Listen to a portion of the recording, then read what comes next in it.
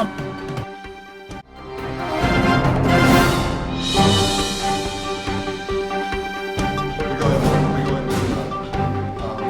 alerts. As soon as that goes, there we go.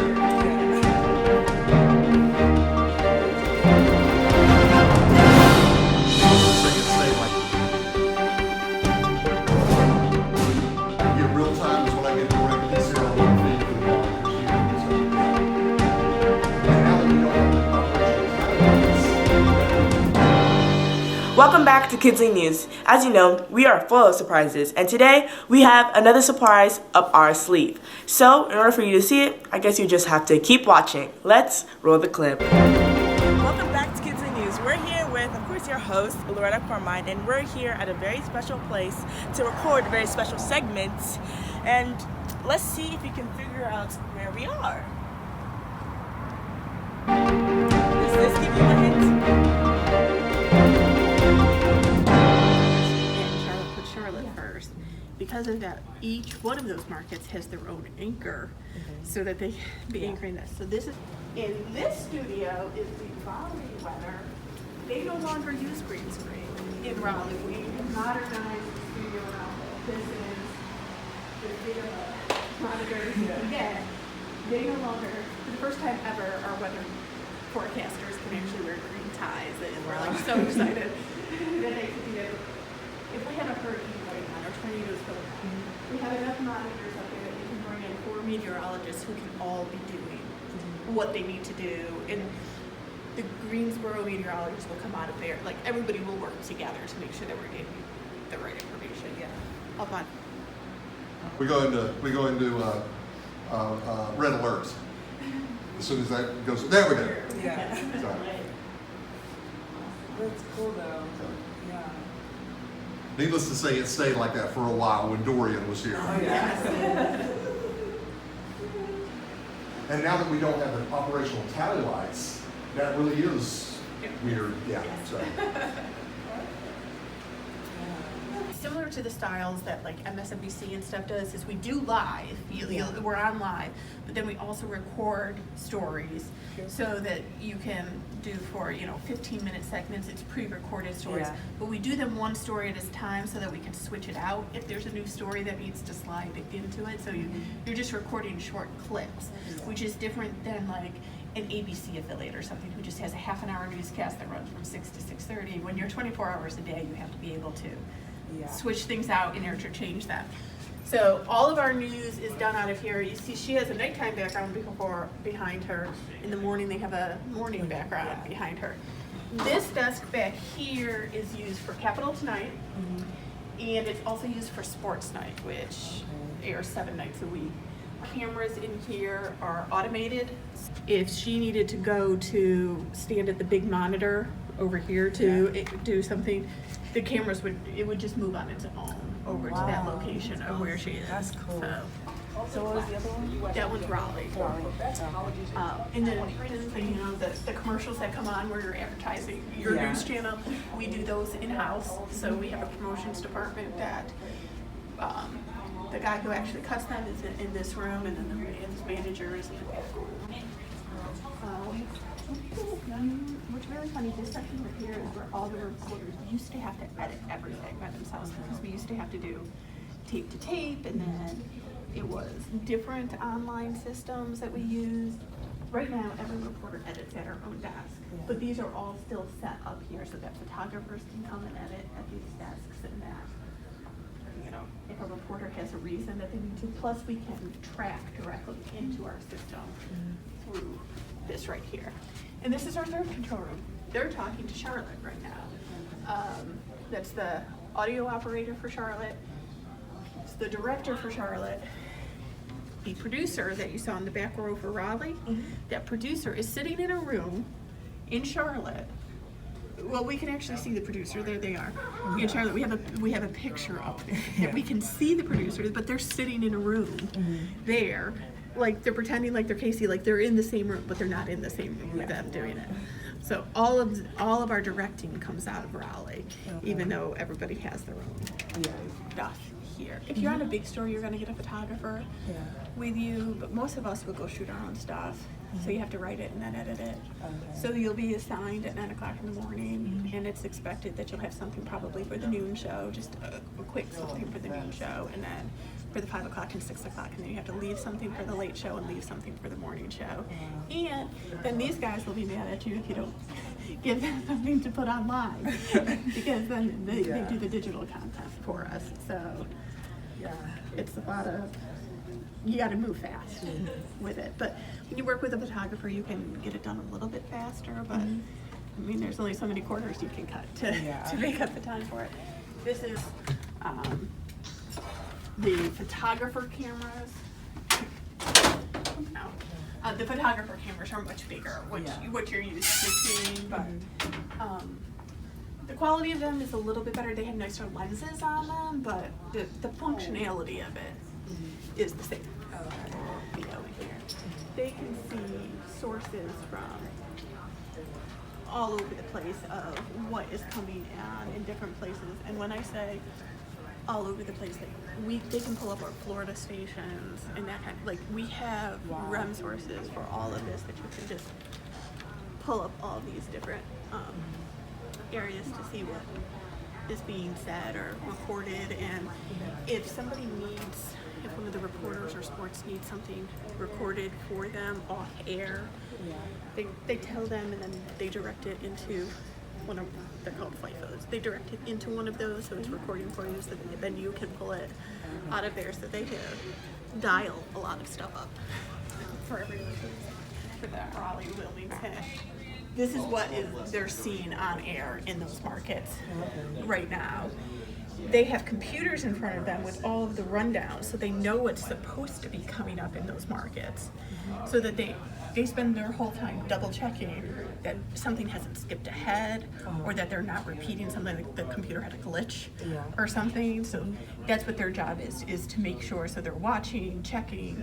If somehow something didn't get recorded, like Tara's in the recording, let's say for some reason that clip actually didn't record and it had 0 seconds on it, they're checking the timing to make sure that we don't go into black, because there's no clip there to play. So they're keeping track, like they probably split it up between two, this one has 2 markets and this one has 2 markets. All that's going on. Has that actually ever happened before? That we've gone to black? Yeah. I mean, yes, but I mean, it's temporary. Like, you've seen it, like, if they needed to, but for some of us who've been doing this for a while, you get used to it. Yeah. But then, if you haven't, I know a few people, like their first hurricane or whatever, it's exciting. Yeah. Garrett just did his first hurricane, right? Was that your first hurricane that you did? First hurricane. So what'd you think of it? Well, I kind of got the short end because I was here in Wayne and Wilson counties, but it's kind of one of those things, you hate that it happens, but you're glad you're able to report on it. Yeah. I think whenever there's big news going on, it's always important that you stop and take that breath and say, you still need to give the same information of what's going on, why is this going on, what does the viewer need to know. And if you literally take a pause for a minute and just remember what those questions are that you need to answer, doesn't matter how crazy the scene is, you can move forward, to whatever the story is. But sometimes it is so crazy that you just will lose it for a second, but then you just have to stop yourself for a second, think about it, and then go forward with what the story is.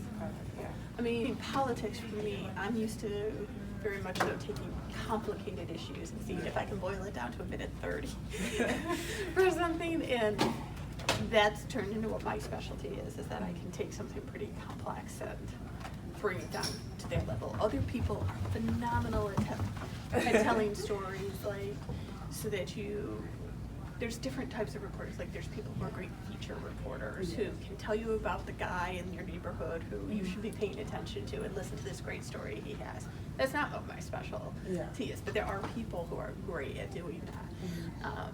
There's people who are great at covering the breaking news, going out to a car crash or going out to a scene where a construction worker was just killed or something, and getting the information out to people, letting them what they need to know, and that's what they can specialize in. So it's sometimes being able to recognize what your niche is and know what it is that you're good at. And that's what you should be doing. You don't have to be good at all of it, right? Yeah. Hello and welcome back to Kidsley News. Today we're here at Spectrum News with another Loretta Boniti, who is with Spectrum News and is the host of In Focus and is a senior political reporter. So can you tell us a little bit about what you do? Sure. My position at the station has kind of evolved over the years, but essentially I concentrate on state government reporting, letting folks know what's going on down at the legislature, the governor's office, any of the top level government entities. That's what I concentrate on doing. I'm the lead reporter for our nightly political show, Capital Tonight, that airs 5 nights a week, and then I also have In Focus that airs on the weekends, and that's when I take one issue and spend a whole half an hour on just that one issue. So what influenced you to become a journalist or news reporter? I always was somebody who liked to know what was going on. I knew I was comfortable with public speaking. I actually did theater when I was younger, so I knew I was comfortable with that, but also knew that that's not what I wanted to go into as my career. And I grew up in upstate New York, where Syracuse University is, which has a great journalism school, great broadcast journalism school. And so when I thought about the fact that I've always been interested in current events, I'm comfortable speaking in public, I thought, well, let me see if this is something that I would like. And I knew right away, as soon as I started studying it, that that's what I wanted to do. So speaking of college, what would you like to say to other students, what classes or things they should do to help with? At high school or college level? Both? Yeah. In high school, listen, if there are opportunities for you to do public speaking, that's important. If you want to do broadcast journalism, that's important. Be it a debate club or a theater club, something where you start to get over that nervousness of talking in front of other people. Just do that if you can. If you're somebody who thinks you're going to be interested in writing for a newspaper or something like that, is there some sort of club that you can do writing for? Or can you go to a different club and say, hey, can I write up some of the stuff about what's going on here? Because the earlier you can start getting comfortable with that, the better. Now, once you're into college, my best advice is literally take a class in everything.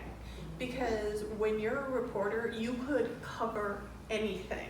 So if you can take a class in archaeology, take a class in science, take a class in things that you just don't think are things that you're necessarily going to need to know about. If you can take a class in it, take it, because in the long, you'd be surprised the things you pull back of, I took a class about this. Let me see if I can remember what that is. So, of course, you focus on politics. So what motivated you to go into politics? Okay, if you had told me when I graduated from college I was doing politics, I would have told you were crazy. Because I wasn't comfortable with politics at that point. Politics can be complicated. Yeah. The first station that I worked at happened to be a station that did a lot of politics. They were known for the fact that they did debates. They were known for the fact that they covered a lot of congressional news. It was a little teeny tiny station in Northwest Georgia, but it forced me to get to know politics. And I happened to have a very good congressman from that area at that time, that he knew that it was a station that had a lot of young reporters at it. And so he would send a press release out, and I would call his office up in Washington and be like, so why do our viewers care about this? And he would stay on the phone with me until I understood it. That cool. Man ended up being, a few years ago, he was the governor of Georgia. And I ran into him, and I actually went up to him and said, do you have any idea that you're part of the reason that I'm a political reporter now? And he said, I had no idea about that. He's like, but there's always been so many reporters who have come through that station that he always found it important to make sure folks knew. And he kind of got me over that hump of, okay, don't be so scared of it. And by my second job, I was doing political reporting. It's actually people like you that actually made me want to do stuff like to go out and ask more people about certain things. That's how I started Kidsley News. I was watching the news and I was like, I really want to do that. I want to go out and tell people about what's going on around the world and inform them on certain things. So I would just like to say to thank you for what you're doing and what you continue to do. You really help a lot of people out there get to know more, to become more knowledgeable about what's going on around them. So what advice would you like to give to people out there who want to become journalists, especially young female up-and-coming journalists out there? I think the advice that I would give is pretty simple. If you want to do this, realize it's going to take a long time to get to where you want to be. Yeah. Be it newspaper, or be it on TV, or be it on radio, or be it online. There's so many different areas that you can be a journalist today, but you have to accept the fact you're probably going to have to go to that small town first. Yeah. That's great experience because it's not too overwhelming for you. You can go there, you can learn, you can get your feet wet, and in a few years move someplace else. And that idea of moving around is really scary to a young person, that you're going to move someplace that you don't know people, but it also really helps you understand the world better by going someplace that you haven't been to before and immersing yourself in that. So don't give up on it. Don't be disheartened by the news and the state of things today. That there's a lot of folks who don't necessarily trust the news as much as they used to. I understand that, but there's also a lot of folks who very heavily rely on the news, and it's a very important function. So if this is what you want to do, just set your mind to it. Yes. Don't expect to be an overnight sensation for it, and just work hard to get there. Okay. You guys heard it here first from Loretta Boniti. Thank you so much for letting us come here to tour the studio and to get a chance to interview you. Thank you so much. Thanks for watching this episode of Kidsley News. We hope to see you in the next one. Thank you for watching us with Loretta Boniti and Loretta Carmine. We'll put some information about her in the link below. Make sure to check out Kidsley News Instagram at Kidsley News. Link will be in the description. Make sure to click the subscribe button, the like button, and to follow us for more updates. Thanks for watching. See you in the next one. Bye.